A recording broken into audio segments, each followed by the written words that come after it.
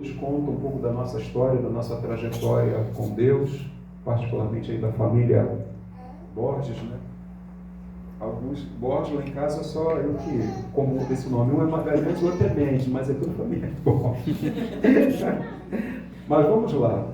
Eu, nessa noite, como palavra de fechamento desse ano, eu separei uma palavra para nós. O Espírito Santo me deu uma palavra que ela não está muito alinhada com o que nós viemos ministrando ao longo desses últimos meses, não. Mas eu, como pastor, a gente pensa um pouquinho diferente da congregação e tem horas que a gente tem que parar e voltar e fazer algumas considerações para não deixar que o rebanho ele seja apanhado desprevenido. Estamos vivendo um ano de vitória, estamos encerrando um período, mas eu preciso alertar vocês para um perigo que a gente vive todos os dias. E o grande problema ele não está no início da caminhada. O grande problema é esse. O problema da nossa vida com Deus, da tomada dos céus, não é o início. Está lá no meio, do meio para o final. Mas como a gente não sabe quando é o final da nossa jornada, a gente acha que nós vamos viver mais 200 anos pela frente. Mas pode ser que para alguém o final da estrada seja daqui a 5 anos, 10 anos, pode ser que o arrebatamento aconteça. Então a gente não sabe quando é o final da nossa história. Então a gente vive numa constância, numa luta constante para não perder a graça do Senhor. E é sobre isso que a gente vai falar hoje aqui. Eu queria que você abrisse a sua Bíblia no livro de 1 Reis, no capítulo 11. É um texto que eu acredito que poucos aqui tenham lido. Não é comum as pessoas lerem o livro de Reis. Não é comum as pessoas falarem de fracassos, mas hoje eu vou falar de fracassos. Hoje eu vou falar de fracasso. Fracasso de alguém que viveu um auge na vida dele. De alguém que assim foi chamado, foi escolhido para dar prosseguimento a um reinado. De alguém que passou um bom período do seu ministério, do seu reinado, reinando em sabedoria, reinando em crescimento, reinando em vida, como a gente tem ensinado para vocês, mas que por deixar de observar princípios, de não praticar aquilo que era básico, aquilo que era basilar da tradição judaica, teve seus últimos anos em anos de tristeza, declínio, e teve o seu reinado rachado. De que eu estou falando? Estou falando de Salomão. Então, tem uma história, tem um texto no livro de 1 Reis, no capítulo 11, do verso 1 ao verso 11, nós vamos ler, tá? Vamos falar desse texto hoje como base, para que você possa entender que o problema da nossa caminhada não é o início. Quando você acha que você ainda está errando muito, que eu não sei nada, eu não sei cantar, eu não sei pregar, eu não sei orar, eu não sei. O problema não está aí. O problema está quando você já sabe. Você já está escaldado, já está calejado, que você já acha que sabe fazer. Tá? Então vamos lá. 1 Reis, capítulo 11, do verso 1 em diante. Diz assim, além da filha de Faraó, o rei Salomão amou muitas mulheres estrangeiras, moabitas, amonitas, edonitas, sidonitas e etéias. Das nações, preste atenção nisso, das nações que o Senhor tinha dito aos filhos de Israel: não entrareis em contato com eles, e eles não entrarão em contato convosco, porque perverterão o vosso coração para seguires aos seus deuses. A estas se apegou Salomão para amar. Olha só, tinha 700 mulheres princesas. Ele era casado com 700 mulheres. Além das 700 mulheres, ele tinha 300 concubinas. Suas mulheres lhe perverteram o seu coração. Está lá no verso 3. No tempo da velhice de Salomão, suas mulheres lhe perverteram o coração para seguir a outros deuses. E o seu coração não era completamente leal para com o Senhor, seu Deus, como fora o de Davi, seu pai. Salomão seguiu a Astarotes, deuses dos sidonitas, dos sidônios, e a Milcom, abominação dos moabitas. Assim fez Salomão o que era mal aos olhos do Senhor. Diga assim: Salomão fez o que era mal aos olhos do Senhor. E não perseverou em seguir o Senhor como Davi, seu pai. Olha a palavra aqui: perseverar. Não perseverou em seguir ao Senhor como seu pai, Davi. Nesse tempo, edificou Salomão um altar a Quemós, abominação dos moabitas, sobre o monte que está diante de Jerusalém, e a Moloque, a abominação dos filhos de Amon. Assim fez para que todas as suas mulheres estrangeiras, as quais queimavam incenso e sacrificavam aos seus deuses. O Senhor se indignou contra Salomão, porque desviara o seu coração do Senhor, Deus de Israel, que 2 vezes lhe aparecera. Embora acerca deste negócio lhe tivesse dado ordem que não seguisse a outros deuses, porém ele não guardou o que o Senhor lhe ordenara.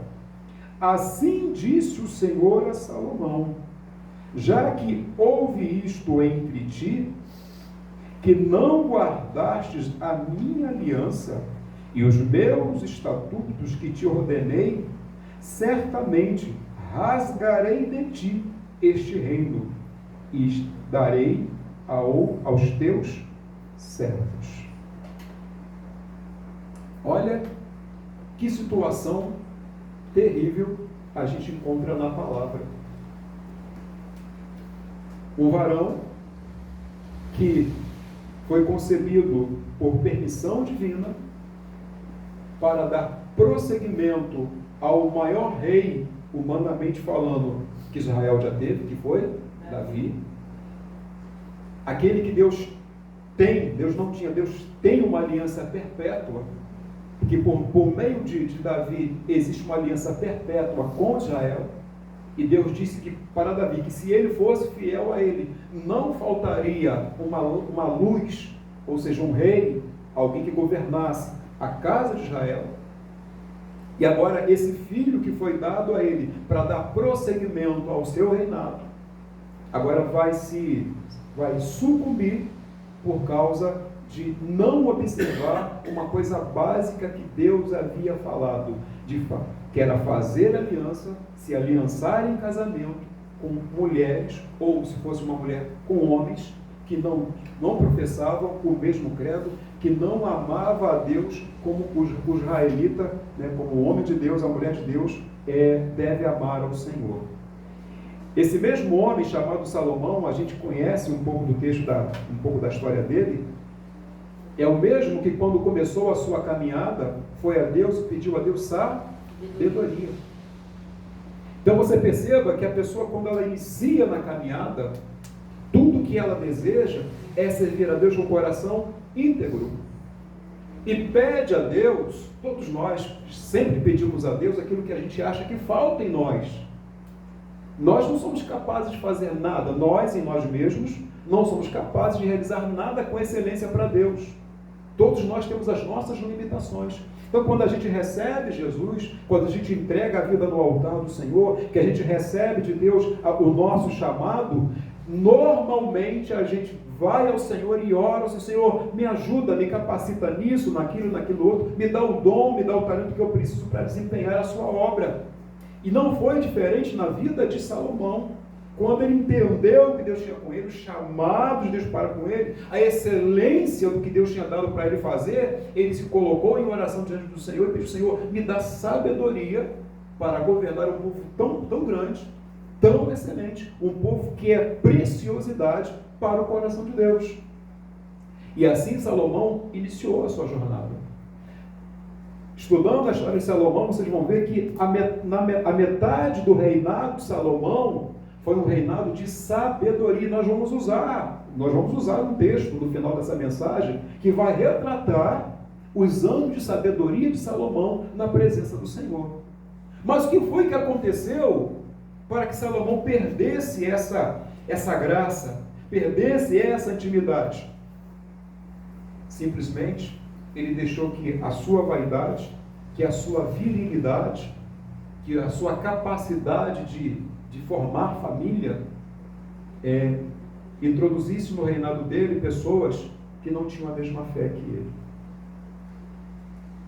E aí a gente abre um parênteses aqui, para a igreja entender, para as pessoas que nos ouvem venham entender, que é por isso que Paulo fala para a gente não se colocar debaixo de jugo desigual. Não se associar com pessoas que não professem, que não tenha a mesma fé que a gente, que não ame a Deus como nós amamos ao Senhor. E aí eu quero abrir um segundo parênteses aqui, que essa coisa do jugo desigual, essa coisa da aliança, eu quero ampliar não só para o casamento, mas às vezes nós fazemos aliança com pessoas, alianças financeiras, alianças de amizade, alianças no mundo espiritual, com pessoas que elas não têm a mesma fé que a gente. Elas não querem Deus como nós queremos. E essas pessoas tendem a nos atrapalhar na nossa caminhada. Então, todas as vezes que a gente vai fazer aliança com alguém, que a gente vai trazer alguém para a nossa vida, ou nós vamos entrar na vida de alguém, a gente precisa fazer uma avaliação na palavra para saber se aquilo que eu quero fazer está em conformidade com as leis do Senhor, com aquilo que a palavra preconiza para a minha vida, para que eu seja um homem santo, uma mulher santa, e se Deus está aprovando aquela aliança que eu estou fazendo. Para não acontecer que no meio da trajetória eu me depare com uma situação, me depare num contexto, me depare com uma situação familiar, uma situação social que tire a minha condição de servo de Deus. A igreja está entendendo? Amém. Então, Salomão viveu isso, porque ele permitiu, na ideia de ampliar, né, o seu poderio, de ampliar o seu harém, ele trouxe para a sua vida mulheres que não professavam o mesmo credo que ele. Pessoas que entraram na vida dele, e preste atenção que no primeiro momento, com certeza essas mulheres não pararam de adorar os seus deuses, pararam de fazer os seus rituais, e vão esperar Salomão ficar mais velho, menos ativo, né? Vai fazer com que ele se apaixone por elas, e a pessoa apaixonada geralmente faz aquilo que a outra quer. É assim ou não é? Se você não está apaixonado, você avalia muito bem se aquilo ali é vantajoso ou não. Mas se você está apaixonado, a pessoa vai e faz. Não vê risco. A pessoa fica cega, não mede consequências. Então, veja bem que elas esperaram o tempo passar, então, e aquilo levou tempo. Com certeza elas falaram por muitas vezes: Salomão, me dá aquele pedacinho de terra, deixa eu levantar ali um altar. Salomão, vou acender um incenso aqui, né, para o meu Deus. E ele, com certeza, nos primeiros momentos, não, porque aqui na terra de Israel, no meu reinado, só se adora ao Deus eterno, ao grande Jeová. Mas os anos foram passando. E aquela coisa da criança que fica na orelha do pai e da mãe: mãe, eu quero. Pai, eu quero. É aquela coisa da esposa na orelha do marido: marido, olha, seria tão bom se tal coisa acontecesse. Não seria melhor se fosse assim? É aquele marido que quer alguma coisa e fica ali chavecando no ouvido da mulher, passa dia, passa uma semana, passa um mês, passa um ano, até que consegue aquilo que queria. Foi mais ou menos assim na vida de Salomão. Não quer vir aqui, outra ali? Faz um agradozinho aqui, faz um agradozinho ali, vai conquistando o terreno, vai envolvendo a pessoa, e por mais que a pessoa não queira, uma hora ela acaba cedendo. Quando a gente está com alguém que tem a mesma fé que a gente, que quer caminhar com a gente, que quer servir ao Senhor em santidade como a gente, com certeza a probabilidade de nós tomarmos um caminho que não seja agradável ao Senhor, um caminho que vá ferir a nossa fé, é muito menor. Agora, quando a gente anda com alguém, seja no relacionamento conjugal, seja nas nossas alianças de amizade, com alguém que não professa o mesmo credo, uma pessoa que não tem temor no coração, possivelmente, inevitavelmente, com o passar do tempo, nós passamos a praticar coisas que aquela pessoa pratica. Você já viu aquela pessoa que você conheceu ela hoje, há um tempo atrás, ela era íntegra na presença do Senhor. Aí se afastou, né, do convívio da igreja, ou se afastou do seu convívio. E foi conviver com outras pessoas, seja na escola, seja no trabalho. Ela chegou ali, ela era uma bênção, né? A famosa irmã Vitória. Só que aí as alianças, na hora do lanche, na hora do recreio, nos passeios de fim de semana, vai fazendo com que a pessoa, para que ela se sinta acolhida, para que ela se sinta parte do meio, ela faz algumas pequenas concessões. É uma palavrinha torpe aqui, é uma brincadeira indecorosa ali. No relacionamento conjugal é algo que Deus não aprova, mas deixa fazer, deixa acontecer, porque faz parte do nosso relacionamento. Seja numa relação financeira, a pessoa está usurpando algo de você, mas em nome da amizade, deixa quieto, porque, né, a pessoa errou, mas ela vai se arrepender daquilo ali. E a pessoa vai fazendo pequenas concessões. E a pessoa vai fazendo concessões de palavras, concessões de pensamento, começa a relativizar princípios bíblicos, começa a relativizar aquilo que Deus falou que era certo e errado. É aquele trabalho da serpente lá no Jardim do Éden. Foi isso mesmo que Deus disse? Se você acha que é desse jeito, por que você acha que é desse jeito? Se outras pessoas fazem, não acontece nada com elas. Pode não estar acontecendo agora. Mas qual é a consequência final daquela atitude? Qual é a consequência final de ter se afastado dos princípios? Qual é a consequência final de ter se afastado da santidade? A palavra fala que sem santificação ninguém verá Deus. E preste atenção que aí eu vou voltar no texto aqui. O diabo, ele não tem pressa. E o tema dessa mensagem de hoje é: o diabo não tem pressa. Tudo que ele precisa é colocar na sua vida alguém que vai roubar a sua santidade. Tudo que ele precisa é colocar na sua vida alguém que vai controlar o seu coração e seus pensamentos. Alguém que vai chegar na sua vida, vai ser tão importante, vai ser tão chegada, que ele vai levar você sutilmente por caminhos que não são do Senhor, e você vai sem perceber que está desagradando a Deus. E assim aconteceu com Salomão. Tá? Infelizmente ele permitiu que aquelas mulheres entrassem em sua vida e causassem um dano, e eu vou colocar assim, irreparável. O que aquelas mulheres causaram no ministério, no reinado de Salomão, foi irreparável. Por causa daquela atitude, Israel nunca mais foi o mesmo. A nação nunca mais foi integrada como ela era no princípio. Estão entendendo? se desintegrou, foi fatiada, foi enfraquecida.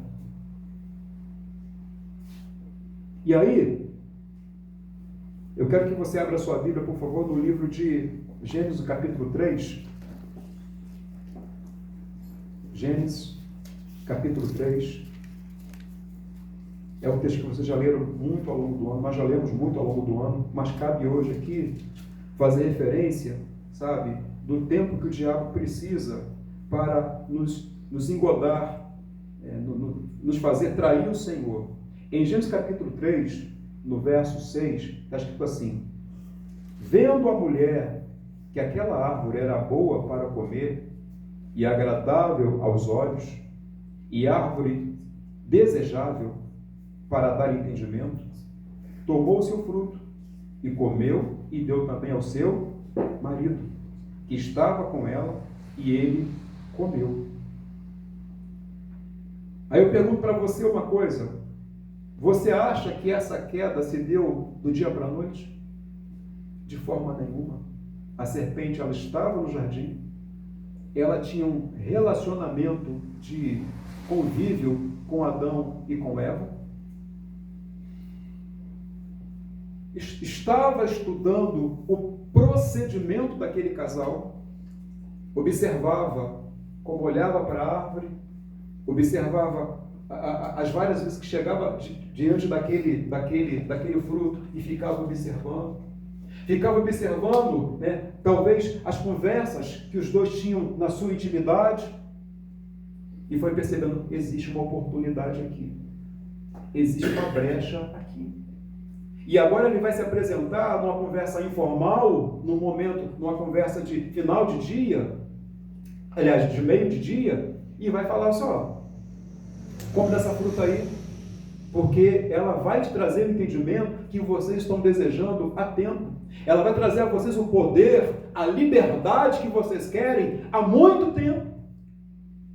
E o que acontece aqui? Eles são seduzidos, atraídos pelo desejo, pelo fruto proibido, por aquilo que Deus falou que não era bom colocar para dentro de si. E o diabo usou o tempo necessário para fazê-los tropeçar na fé. Segundo texto que eu quero ler com vocês hoje está no livro de Gênesis capítulo 13. Gênesis capítulo 13, do verso 10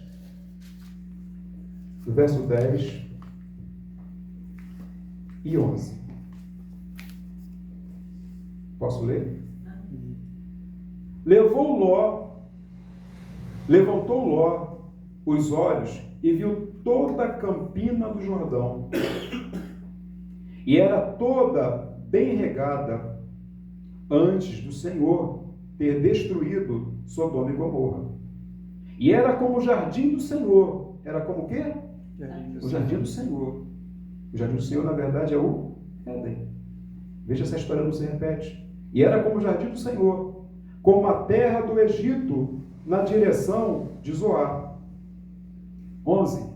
Então Ló escolheu para si toda a campina do Jordão e partiu para o Oriente.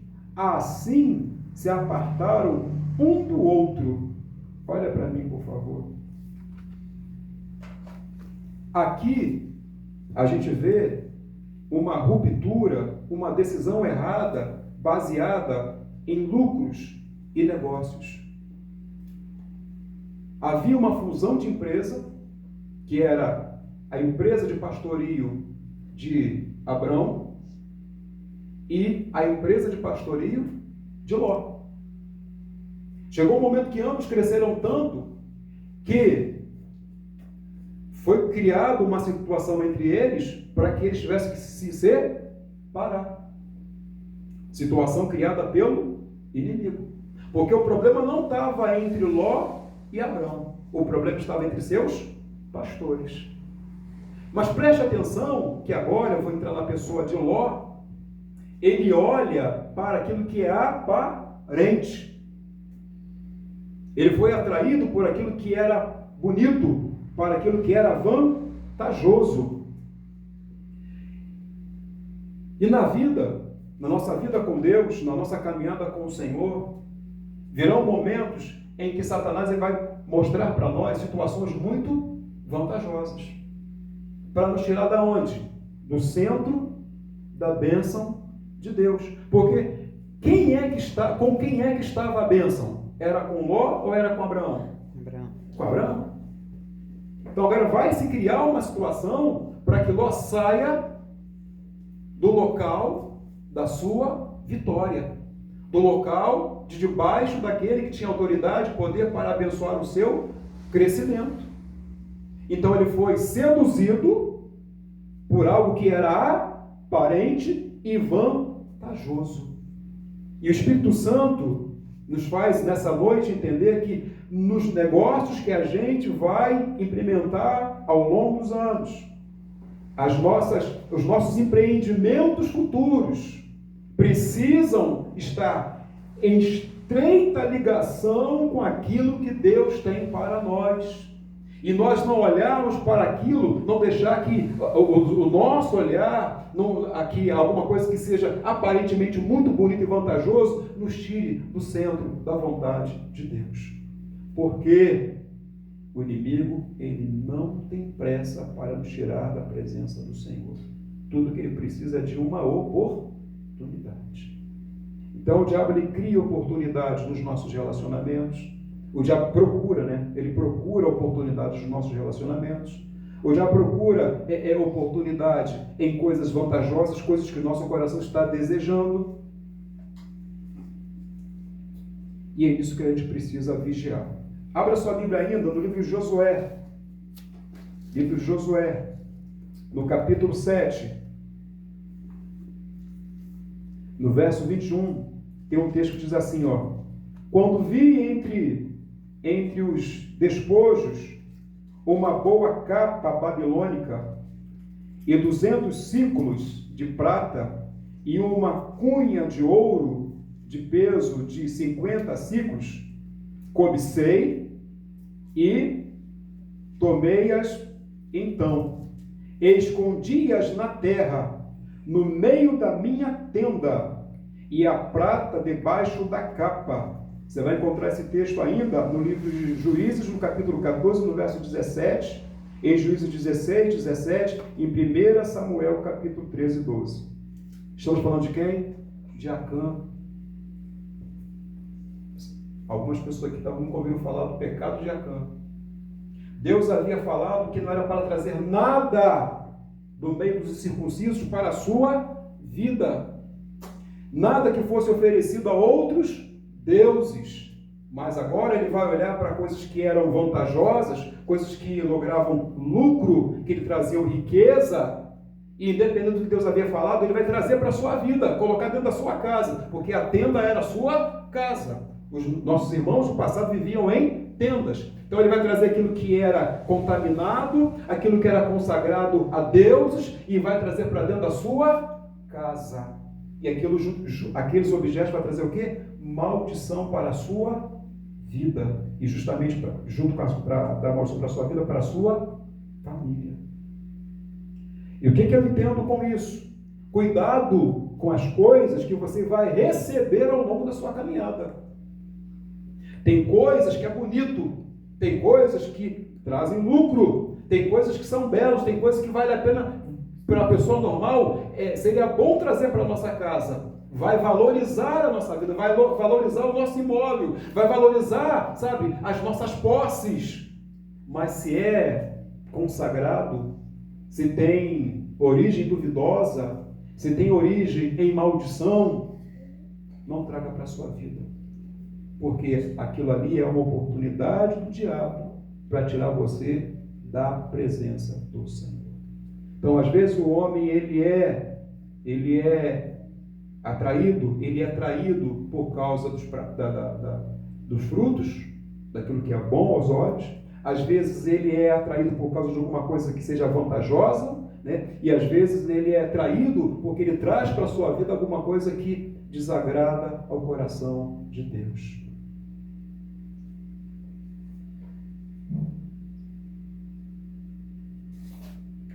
Abrindo a sua Bíblia no livro de 1 Reis, já estamos lá no capítulo 11, no verso 1, onde a gente volta no caso de Abraão, no caso de Salomão.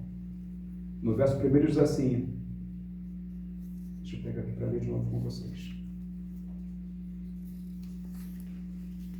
Além das filhas de Faraó,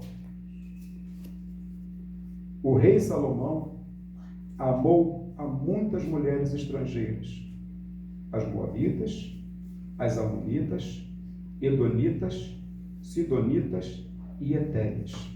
No verso 4, o que diz lá? No tempo da sua velhice, no tempo da velhice de Salomão, suas mulheres lhe perverteram o coração. Qual foi o problema maior de Salomão? Queria prazeres. Queria ter prazer todo dia. Ele queria ser o cara. O diabo sabe que uma das necessidades, uma das faculdades primárias do homem é a autoalimentação e a reprodução. Então ele sabe que, e aí vai um conselho mais para os homens, o diabo sabe que se nós estivermos fracos na presença de Deus, se nós não estivermos com a vida no altar, a mulher, o ser feminino que Deus criou, é pedra de tropeço na vida dos homens de Deus. Ao longo da nossa caminhada, eu já vi muito homens, bombas na mão de Deus, que venceram batalhas terríveis, travaram batalhas espirituais terríveis, e foi vencedor. E caiu aos pés de uma mulher, uma secretária, uma membro do seu ministério, porque o diabo sabe que uma das piores falhas na vida do homem, o ser chamado homem, é a coisa do prazer. Então nós precisamos vigiar na nossa caminhada, porque mesmo envelhecendo, o diabo sabe que o corpo do homem envelhece, mas a mente não envelhece. E ele vai o tempo todo em nossa trajetória tentar trabalhar com as nossas concupiscências, com os desejos da nossa carne. Mas eu também quero aplicar isso também é possivelmente aplicável na vida das irmãs. Porque se a mulher se mantém cuidada, tratada, ela pode não ter os mesmos impulsos que o homem, mas a mulher tem a capacidade de se manter viva por muito mais tempo que o homem. E o diabo sabe que a virilidade fora da presença de Deus é uma grande arma na mão de Satanás. Então, eu volto aqui no início. O diabo, ele não tem pressa. Estamos fechando um ano contando vitórias. E eu quero declarar no nome de Jesus que 2025, 2026, 2036, 2046, 2056, 2076 e aí vai para frente, também serão anos de vitória na vida de cada um de nós. Mas para que nós possamos ter anos de vitória, ministério vitorioso, vida familiar vitoriosa, vida financeira vitoriosa, é necessário entender que Satanás não brinca, ele espera uma oportunidade. Então vigiai. O conselho para a igreja hoje é vigiai. Se santifica, se aparta daquilo que não agrada a Deus. Tira da tua vida aquilo que te enfraquece espiritualmente. Porque se assim não for, preste atenção, vou voltar de novo. Salomão, metade do seu reinado foi em sabedoria e glória. No final, a outra metade do seu reinado foi em tristeza e vergonha. Agora, usando esse mesmo homem, vem comigo para o livro de Provérbios. No início da sua caminhada, quando ele andava em sabedoria, ele deixou para nós alguns ensinamentos. Eu quero tratar Um deles hoje com você aqui está no livro de Provérbios. Nós vamos discorrer por esse capítulo de Provérbios. Eu não vou tratar, eu não vou esmiuçar versículo por versículo, mas eu vou parar em alguma coisa aqui, mas nós vamos ler até o 23 para você ver o que o Senhor usou o coração, usou os lábios de Salomão para falar a respeito da vida vitoriosa com Deus. Provérbios capítulo 3, do verso 1 em diante, diz assim: Filho meu, não te esqueça do meu ensino, e no teu coração guarda os meus mandamentos, pois eles aumentarão os teus dias e te acrescentarão anos de vida e prosperidade. Não te deixem o amor e a fidelidade. Ata aos teu pescoço, escreve-as na tábua do teu coração. E aí ele vem dizendo: então acharás graça e bom nome aos olhos de Deus e dos homens. Olhe para mim, por favor. Veja que o primeiro conselho que Salomão deixa aqui é não esquecer-se dos ensinamentos dos vossos pais. E aí agora eu vou puxar para o plano espiritual. Nunca deixar de ouvir e praticar o conselho do seu discipulador e da sua liderança. Receber um conselho dentro da palavra, não, isso que o meu discipulador, isso que a minha discipuladora, isso que o meu líder está falando, está dentro da palavra, então eu vou viver na palavra. Eu vou andar na palavra, eu vou praticar o que está sendo ensinado para mim na palavra. Por quê? Porque o que Salomão diz aqui? Olha o versículo 4. Então acharás graças e bom nome aos olhos de Deus e dos homens. A pessoa que vai observar você ao longo dos anos, quando você anda em sabedoria, ela vai dizer assim: esse homem, essa mulher, esse jovem, aquela jovem é uma pessoa que eu quero que ande do meu lado, ou eu quero andar do lado dela. Olha que bem sucedido, que maravilha é a vida daquela pessoa, porque anda na palavra, anda na presença de Deus, porque observa, porque pratica o ensinamento da sua liderança. Amém até aqui? Amém. Olha o que ele continua dizendo para a gente, versículo 5. Confia no Senhor de todo o teu coração. Confia em quem? No Senhor. Não confie em homens. Não confie em promessas. Não confie em segredinhos, em palavras de lisonja. Confia no Senhor. E não te estribe no teu próprio entendimento. Uma das coisas que o diabo faz, tá, para poder nos derrubar, tirar da presença do Senhor, é falar assim: mas olha o entendimento que você tem, olha a capacidade que você tem de resolver esse problema, olha, você não precisa ficar ouvindo o que ninguém está falando com você não sabe como resolver isso. Em nome de Jesus. Quando o homem começa, quando fala estribar no seu próprio entendimento, é fazer aquilo que o seu nariz, andar para onde o seu nariz está apontando.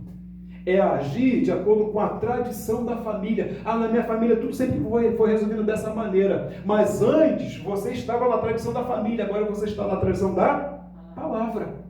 Então as coisas não podem mais ser resolvidas como era resolvido na família, como a mãe resolvia, como as primas resolvem, como os primos resolviam, como os cunhados resolviam. Não, agora é na palavra de Deus.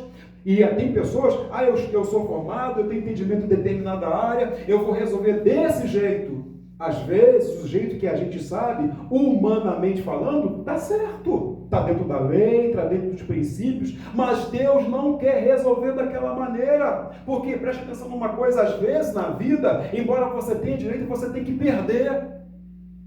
A justiça te dá direito, o costume te dá direito de alguma coisa, mas Deus tem algo maior lá na frente. E se você fosse estribar naquilo, se você fosse guiar por aquilo que é normal, o modus operandi, você pode até ganhar aquela questão, mas você tende a perder algo muito maior que Deus estava preparando para você e para a sua parentela. Algo que Deus estava preparando, não só para você, mas para a tua descendência.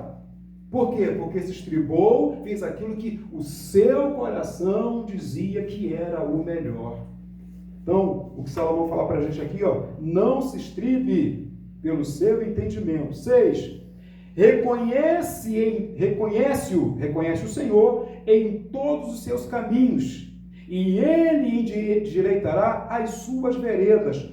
Ou seja, já dizia a missionária Simone, ou seja, qualquer coisa que você vá fazer, pergunta para Deus: Senhor, como o Senhor resolveria isso? O que o Senhor tem para mim nesse negócio? E depois de conquistado, não vai dar honra a outras pessoas, a honra é de Deus. Porque foi Deus que direcionou, foi Deus que tirou os atropelos, foi Deus que abriu a porta, foi Deus que te deu o livramento, foi Deus que te deu sabedoria. Então, honra, reconhece a Deus em todos os seus feitos. Quando a gente reconhece a Deus em todos os nossos feitos, em toda a nossa trajetória, Deus faz assim, vamos colocando de glória em glória, diga comigo, de glória em glória. Deus nos faz subir patamares e pisar em lugares que a gente jamais pensou que pisaríamos. Amém? Então, honra a Deus, reconhece o Senhor em todos os seus caminhos. Ou seja, se isso aqui glorifica a Deus, eu faço. Se isso aqui não glorifica a Deus, eu não vou fazer. Ah, porque o pai falou que não é para fazer? Não, é porque isso aqui não agrada a Deus. É porque o marido falou para não fazer? Não vou fazer porque o marido falou para não fazer. É porque isso aqui não agrada a Deus. Ah, porque o teu pastor disse que você não pode fazer isso. Não é porque meu pastor falou que eu não posso fazer. É porque a palavra de Deus diz que isso aqui é nocivo à minha vida, é nocivo à minha saúde, é nocivo à minha família, é nocivo à minha alma. Então eu não vou fazer porque a palavra de Deus me ensina que esse não é o melhor caminho. Isso é reconhecer a Deus em todas as áreas da nossa vida.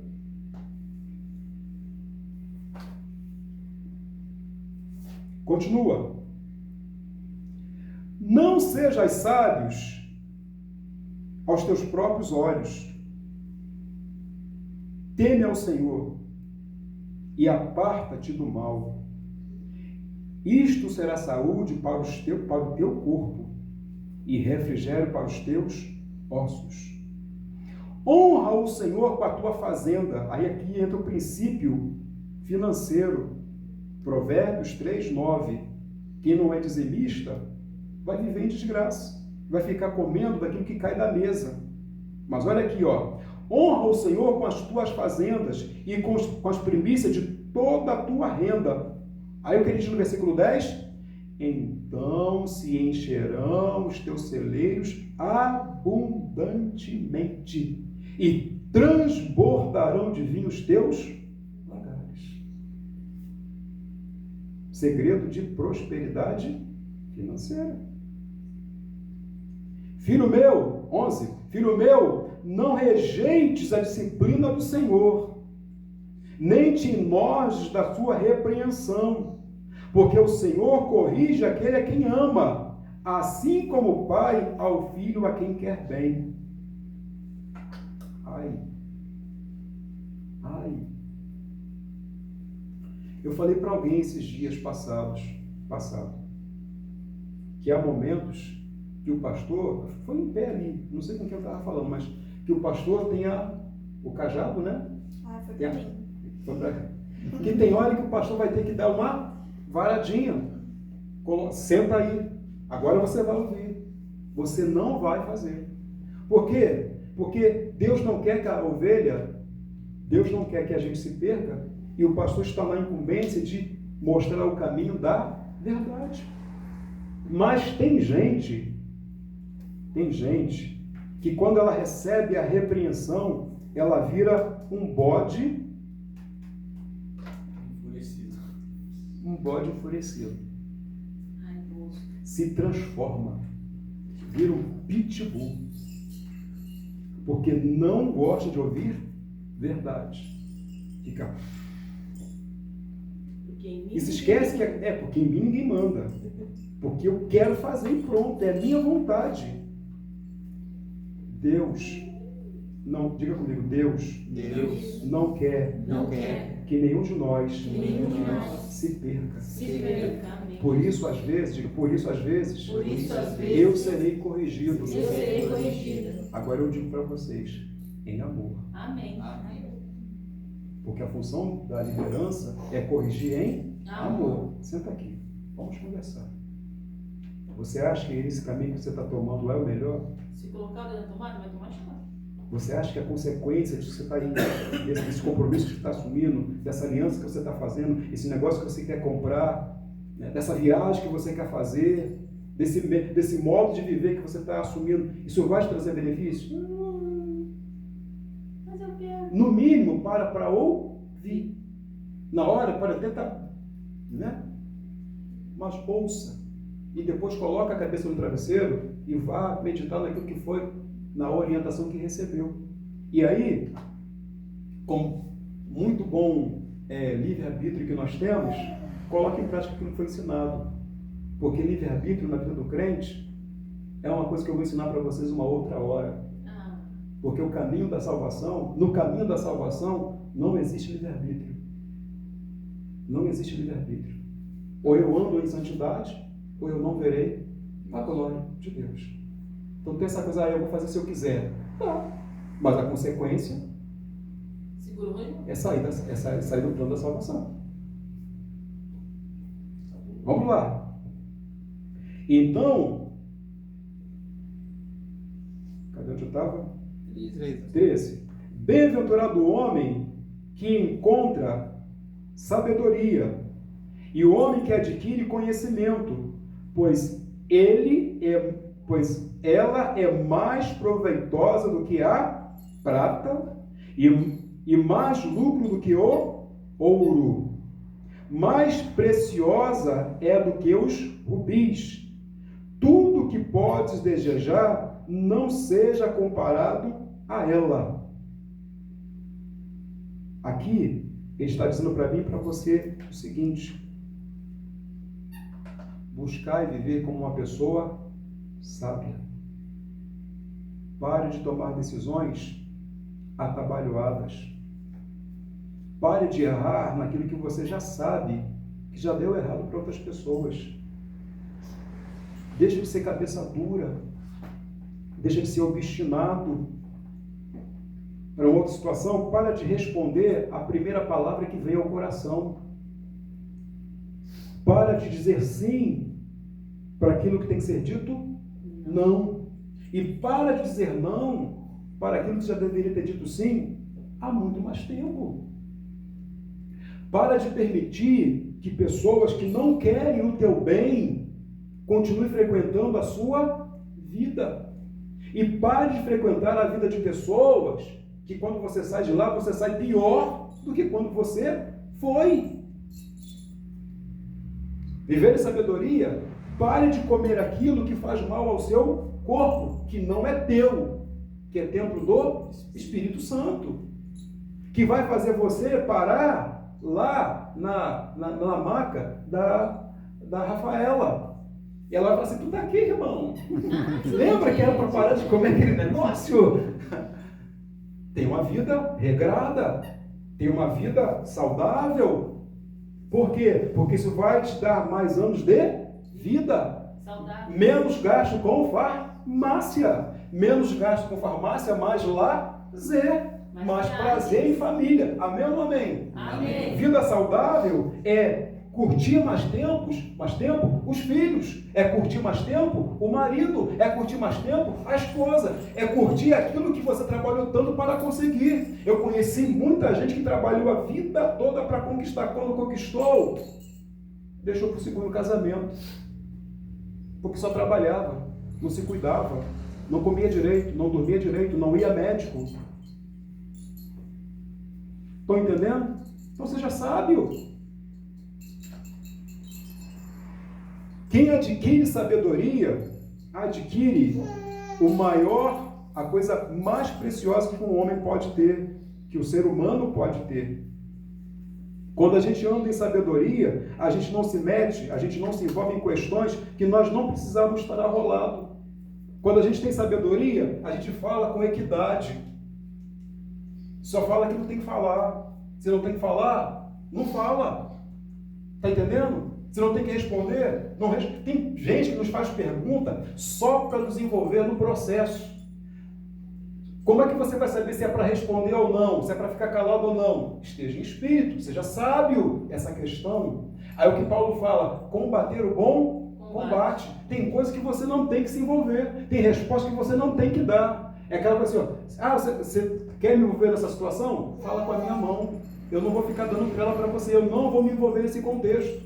Já viu aquela pessoa que num problema familiar do concunhado fulano de tal, que não tem nada a ver com a vida dele, com a vida dela, a pessoa vai lá e, eu acho que... você acha? O que você tem a ver aqui com o nosso casamento, com o nosso relacionamento? O que você tem a ver com a criação do nosso filho? E aí você está, né? Depois você dá o quê? Todo enrolado. No mínimo a pressão sobe. Às vezes a gente perde a condição de estar novamente naquele ambiente, porque se deixou envolver por uma questão que não tinha nada a ver com a gente. Isso é na família, isso é no trabalho. Quando a gente chama para a gente alguma coisa que não tem nada a ver com a nossa parte de trabalho, né? A sua pasta é essa aqui, a sua carteira é essa aqui, mas você, com peninha de fulano, vai lá e pega para fazer. Aí a pessoa, aí quando aquilo, você já pegou um troço todo torto, né, Vinícius? Não é assim às vezes? Pega um troço todo torto, e o que começa torto, vai acabar torto. No final, quando der tudo torto, você não, mas foi fulano que fez. E tu não tinha nada a ver com aquele negócio. Mas com peninha, porque quer ser mais bom do que a Madre Teresa do Calcutá, trouxe o problema para a sua vida. Então, precisamos, até na nossa vida, no nosso relacionamento profissional, precisamos ter sabedoria. Até aqui, amém, igreja? Amém. Por que eu estou falando tudo isso? Porque são questões que a gente vive e que o diabo aproveita para tirar a nossa paz. Dependendo da situação, a pessoa fica com tanta vergonha que ela some. Se é uma questão dentro da igreja, a pessoa fica com tanta vergonha, eu não vou mais naquela igreja não. Tem um cara para voltar ali. E aí você não volta um dia, não volta uma semana, não volta 15 dias. Aí o diabo vai encostar em você alguém que também já está fraco na fé. Aí você imagina, duas pessoas fracas na fé caminhando junto. Vai para onde? Na rodinha do pagode, começar a tomar uma cervejinha, volta a praticar aquilo que praticava antes. Não foi assim com Pedro? Pedro andou com Jesus e não te nega por nada. Quando Jesus morreu, o que Pedro fez? Voltou a pescar. Não, voltou a pescar. Ele estava pecando? Não. Mas ele foi chamado para quê? Para ser pescador de alma. O que ele tinha que estar fazendo? Pregando a palavra. O que ele estava fazendo? Pescando. Deus não havia, Jesus já não tinha dito para ele, para de pescar, você vai ser um evangelista agora, você vai ser um pregador da palavra, mas por vergonha do que ele fez, o que aconteceu? Se afastou da congregação, voltou a fazer aquilo que fazia antes, voltou às velhas práticas, voltou ao seu costume familiar. Então o que eu falo com isso? O diabo ele não tem pressa. E às vezes o diabo, ele não precisa nem te tirar da igreja. Nos tirar da igreja. Às vezes a gente está vivendo uma situação tão ruim, né? A gente está tão envolvido com problemas, convivendo com pecados, e aí eu falo para vocês do pecado oculto, que é aquele pecado que a pessoa não confessa, mas está vivendo ele, e ela está ali na igreja, mas ela não cresce, ela não se envolve na obra, ela não vive para Deus, porque tem algo na vida dela que prende ela, que tira a condição dela, que tira a alegria dela, que tira a espontaneidade dela, que tira a voluntariedade dela para a obra. E o diabo não tirou a pessoa da igreja, mas ela também não está viva espiritualmente. Por quê? Porque a pessoa foi envolvida com uma questão, com uma situação que não havia sido resolvida em sua vida. Então eu volto no princípio da palavra, porque precisamos encerrar. O diabo ele não tem pressa. Se o diabo não tem pressa para nos tirar da presença de Deus, cabe dizer que nós temos que vigiar todos os dias. Todos os dias voltar para a presença do Senhor. Todos os dias. Se você não tem a prática de tirar o seu tempo a sós com Deus, para estar lendo a palavra, orando ao Senhor, buscando a face de Deus, nem que seja meia hora por dia, 1 hora por dia, faça isso. Porque quando a gente para de fazer essas coisas, a gente vai se enfraquecendo. Um saco, imagina um saco de arroz. Todo dia você vai tirar uma caneca. E não coloca mais arroz naquele saco, ou naquela lata de arroz. O que vai acontecer? Ela vai ficar vazia. Daqui a pouco bate um vento na prateleira. O que acontece com aquela lata? Vai para o chão e amassa. Dependendo da estrutura da lata, vai se amassar. Se for uma coisa de vidro, quebrou. Depois que quebrou, talvez não tenha mais jeito. Então, para a gente não cair, para que a gente possa, em 2025, final de 25, 26, e 36, e 46, 56, e por aí adiante, estar contando vitória na presença do Senhor, preste atenção nessa palavra. O diabo, ele não tem pressa de nos derrubar. Vigiemos, não façamos como Salomão fez, trazendo para a sua vida pessoas, coisas, costumes que certamente ele já sabia que iam o afastar da presença de Deus. E se por algum motivo nessa vida, ao longo do ano, você se afastou do Senhor, você deixou de praticar, ou você permitiu que alguma coisa entrasse na sua vida e tirasse você da presença do Senhor, ou quem sabe do centro da vontade de Deus, não, pastor, eu estou na igreja, eu estou caminhando, mas você não está no centro da vontade de Deus. Hoje é o tempo, é a hora de voltar para o centro da vontade, antes que Satanás o tire da presença do Senhor. Amém, igreja? Que o Espírito Santo fale aos nossos corações. Que o Espírito Santo tenha liberdade para tratar com cada um de nós. Aqui não tem ninguém melhor do que ninguém. Amém? Amém. Guarde isso. Aqui não tem ninguém melhor do que ninguém. Paulo fala que nós somos sujeitos aos mesmos desejos. Aos mesmos desejos. As mesmas vontades que uma criança tem de comer um doce a mais, nós temos. Amém ou não amém? Amém. A mesma vontade que um homem normal lá fora tem, seus impulsos, nós, homens de Deus, temos os mesmos impulsos. Os mesmos impulsos que uma mulher lá fora ela tem, vocês, irmãs em Cristo, têm os mesmos impulsos. Qual é a diferença? Cheio do Espírito Santo. Eu não vou praticar isso porque isso aqui é nocivo à minha alma, isso aqui é nocivo ao meu corpo, isso aqui é nocivo à minha família, isso aqui vai me tirar da presença, isso aqui vai roubar a minha paz familiar, isso aqui vai roubar o meu lucro no meu trabalho, isso aqui vai roubar a minha paz, vai roubar a minha alegria, vai roubar a minha saúde. Então eu não vou praticar isso porque eu sou uma pessoa sábia em Deus. Essa é a diferença nossa para a pessoa lá fora. Então, em nome de Jesus, pratiquemos a palavra. Se por algum motivo, em algum momento nessa vida, ao longo desse ano, alguma coisa te tirou do centro da vontade de Deus, hoje, eu conclamo a igreja, no individual, a cada um fazer uma autoavaliação e nós voltarmos ao centro da vontade do Senhor.